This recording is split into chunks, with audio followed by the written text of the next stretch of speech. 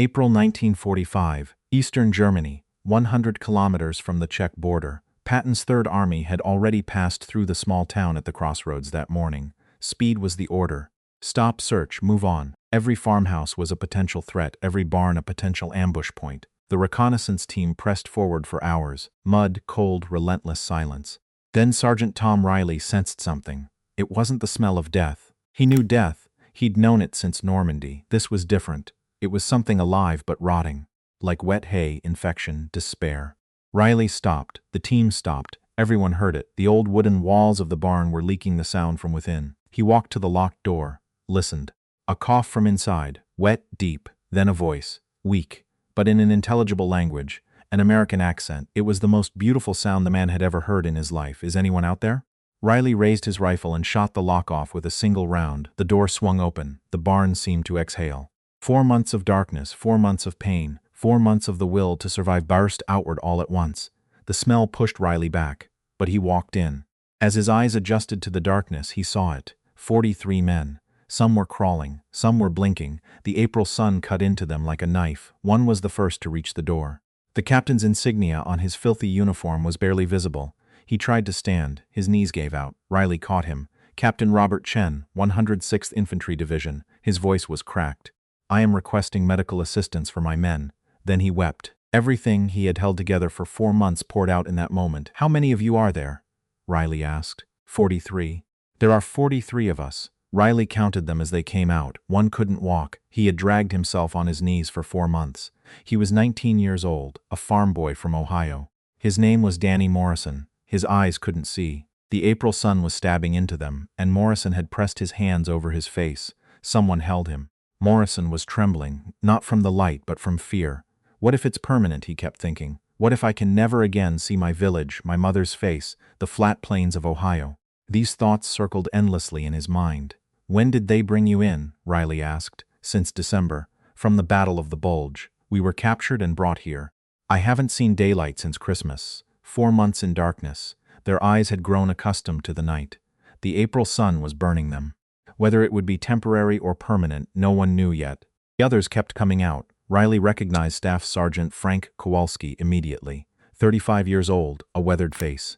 Old wounds, healed wrong. In the first week, 3 of them had tried to escape. They were caught. Kowalski was beaten in front of the others. His ribs cracked, his arm broke. Everyone heard the sound of the bones. Kowalski heard it too, the sound of his own bones. But he didn't scream. They said so afterward. He hadn't screamed because he wanted to appear strong to his men. After that, no one tried to escape again. Kowalski had organized the groups. He had rationed the water. He gave the weak their share first. This man was the backbone of the group. The group was standing because of him. Riley grabbed the radio. His voice trembled. Command, Recon 7. We've found 43 American prisoners in a barn. Critical condition, requesting immediate evacuation.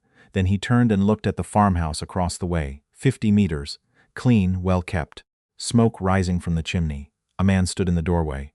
Around 60, farmer's build, weathered skin. His hands were shoved into his pockets. He was watching from a distance, measuring, waiting to see how things would turn out. Riley walked toward him. Do you speak English? Yes, a little. The men in the barn. You knew they were in there. The man nodded. The Wehrmacht brought them in December. Watch them and give them water, a little bread, they said. I had to follow orders. Riley stopped, swallowed. Follow orders. 43 men, 4 months. A little bread. Do you have food in your house? Some. Enough? Riley went inside. The kitchen was full. Bread, cheese, pickled vegetables, smoked meats, sacks of potatoes. Enough food to last a family for months. The cellar was full too. The Wehrmacht had left weeks ago, Riley thought. No one was forcing this man. He was keeping them himself. Why? He asked. The man gave a simple answer. They are the enemy. It was a cold reply, not an explanation, but a statement of fact. Riley's hands tightened into fists. He forced something back inside himself. The medical trucks were coming now. Stretchers were being carried. The best thing he could do at that moment was wait. 2 hours later, the rumble of Patton's Jeep was heard. Patton stepped out. His 4 stars gleamed in the sun. He looked at the barn. He looked at the stretchers. He looked at the farmhouse. He looked at the farmer. His jaw tightened. He walked to the barn, went inside. 30 seconds. He said nothing. He only looked. The straw covering the floor was soaked with 4 months of filth. In the corner, the place the men had been forced to use was visible. On the wall there were scratch marks. The men had counted the days, held on to something to keep their minds intact. Patton counted the marks. They had grouped them in sets of 4 with a slash through them. His face was stone, but his eyes lingered on those marks for a long moment. He came back out, turned to Riley. Riley reported, "Sir, 43 American prisoners, captured in December during the Battle of the Bulge, held in this barn for 4 months. The farmer claims it was on Wehrmacht orders, but the Wehrmacht pulled out weeks ago."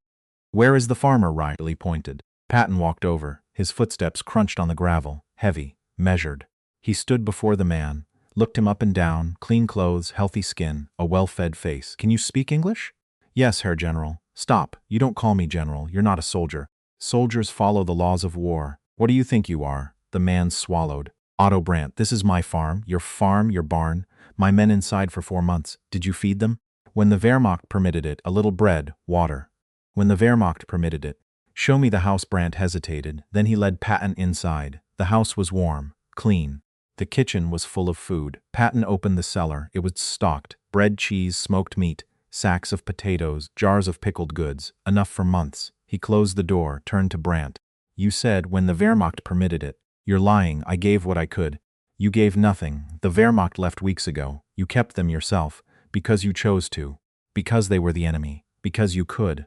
Brandt's face flushed. "They are the enemy. They bombed our cities. They killed our people." Patton stepped forward. They were nearly face to face. "They are prisoners of war. The Geneva Convention protects them. You held them in a barn like animals and left them to starve. That is a war crime. I had to follow orders." "Whose orders?" "The Wehrmacht isn't here. You obeyed your own hatred and your own desire to inflict suffering." Brandt looked away. Patton turned to the military policeman outside. "Take him to the barn. Water twice a day. Bread once a day, the same as what he gave my men." The soldier took hold of Brandt's arm. Brandt pulled back. "How long?" 4 months, the same as my men." Brandt's eyes went wide. "I am 60 years old. I cannot survive this. My men were 19, 25 years old. They survived it. So will you, or you won't. Either way, justice will have been served." Brandt was dragged away, shouting in German, then in English. "I didn't know. I had no choice," he was pleading. Patton didn't look away. He watched until the barn door closed, until the lock clicked into place. Then he turned. He walked to the medical trucks. He found Captain Chen. Chen was on a stretcher, an IV line in his arm. A soldier was bandaging his feet. The cold barn floor had been slowly killing his toes for 4 months. They were frostbitten. Some might need to be amputated. Patton knelt down. "Captain." Chen's eyes focused. He recognized him. He tried to sit up. His legs wouldn't hold. "Stay where you are, son. You did your job. You kept 43 men alive. That is command. That is leadership." Chen's lip trembled. "Sir, we tried to escape. The first week there were 3 of us. Kowalski led the way. We made it 100 meters." He paused. "Then they caught us and made us watch while they beat Kowalski. Rifle butts, boots. His ribs cracked. His arm broke. We all heard the sound of the bones." Patton's jaw tightened. "After that, we didn't have the courage to try again, sir," said Chen. "We just focused on staying alive. 1 more day, then 1 more day. I kept telling the men someone would come. But after 3 months," his voice broke. "I stopped believing it myself. I'm sorry, sir. I'm sorry we gave up." Patton spoke firmly, but his voice was soft. "You didn't give up. You're standing. Your men are standing. That's not giving up. That's fighting. We should have been stronger, Captain. You were prisoners, held illegally, subjected to torture, victims of war crimes. You have nothing to apologize for. Do you understand that?" Chen nodded. Tears were running down his face. "What will happen to that farmer, sir?" Patton looked at the barn. The door was closed. The lock was set. 1 week in the barn, same conditions. Then a war crimes tribunal. Chen was quiet for a moment. Then he asked slowly, "Is 1 week enough, sir, or does that make us like him?" Patton looked at this man. This skeleton of a man who had endured 4 months of suffering and was now searching for mercy for his tormentor. He looked at him for a long time. 1 week. Then justice. Not revenge, justice. The trucks moved out. 43 men were taken to field hospitals. Most recovered physically. The weight came back, the infections cleared, but some wounds did not close. Danny Morrison's eyes never fully healed. After 4 months in darkness, they had forgotten how to adjust to light. He could see shapes, shadows, but faces remained blurred for the rest of his life. He returned to Ohio. He didn't complain. He went on working the farm. For a long time he told no one what he had been through. Frank Kowalski's hip never recovered. 3 surgeries failed. He died in 1962, dependent on a cane for the rest of his life, in constant pain. His wife told the story years later. "He never really left that barn," she said. Robert Chen had nightmares for 50 years. He woke at night dreaming he was locked in darkness.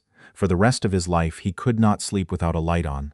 Otto Brandt spent 1 week in the barn. When he was brought out, he could not stand. He had lost 15 pounds, filthy, broken, trembling. The war crimes trial lasted 3 weeks. His defense was Wehrmacht orders. The court did not accept it.